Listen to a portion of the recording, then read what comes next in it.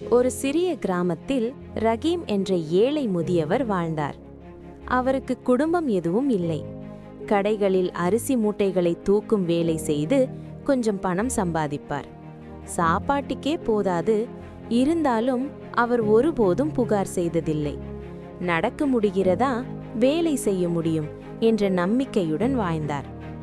ஒரு குளிர் மாலையில் ரகீம் சாப்பாட்டுக்காக எடுத்த ஒரு கடினமான ரொட்டியுடன் வீட்டிற்கு போனார். வழியில் ஒரு சிறு பையன் சாலையோரத்தில் அமர்ந்து கொண்டிருப்பதை கண்டார். அந்த பையனின் கண்களில் கண்ணீர், உடை கிழிந்தது, முகம் வெறுமை. ரகீம் அருகில் சென்று கேட்டார், என்ன சோனா, ஏன் கண்ணீர்?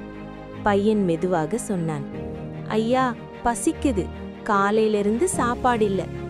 ரகீம் கையில் இருந்த ரொட்டியை பார்த்தார். அவருக்கு அந்த இரவுக்கான ஒரே சாப்பாடு அதுதான். இருந்தும் அவர் புன்னகையுடன் ரொட்டியை 2 பாகம் செய்து பெரிய துண்டை பையனுக்கு கொடுத்தார். பையன் கண்கள் பிரகாசித்தது. வேகமாக சாப்பிட்டுவிட்டு, நன்றி அண்ணா, அல்லாஹ் உங்களை ஆசீர்வதிக்கட்டும் என்றான். ரகீம் அடுத்து போய் சிறிய துண்டை மெதுவாக சாப்பிட்டார். அவர் கேட்டார், உன் அம்மா அப்பா எங்கே? பையன் பதிலளிக்கான், அம்மா தூரம் வேலை பார்க்கறாங்க, இரவு வந்துதாங்க, நான் பசி தாங்க முடியல. ரகீம் மனசு வலித்தது. அது பசிக்காக இல்லை, தனிமைக்காக. சாப்பிட்டு முடித்ததும் பையன் ஓடியபடி ஒரு சிறிய வீட்டிற்கு போய் மா மா என்றான். ஒரு பெண் பையனை அணைத்து அழுகையுடன் பார்த்தார்.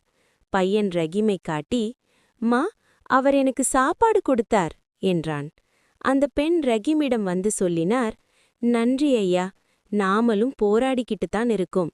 ஆனா இன்று உங்க உதவி என் குழந்தையை காப்பாத்துச்சு. அவர் ரகீமை உள்ளே அழைத்து சூடான சாதமும் டீயும் கொடுத்தார். அந்த இரவு ரகீம் வயிறு நிறைந்து தூங்கினார். பணம் காரணமாக இல்லை, நல்ல மனசு காரணமாக. அந்த நாடிலிருந்து ரகீம் அந்த பையனையும் அவன் அம்மாவையும் சந்தித்து வந்தார். அவர்கள் ஒரு சிறிய குடும்பமாகி விட்டார்கள். பணக்குறை இருந்தாலும் அன்பு நிறைந்தது. ரகீம் எப்போதும் சொல்வார், கொடுத்தால் குறைவே வராது.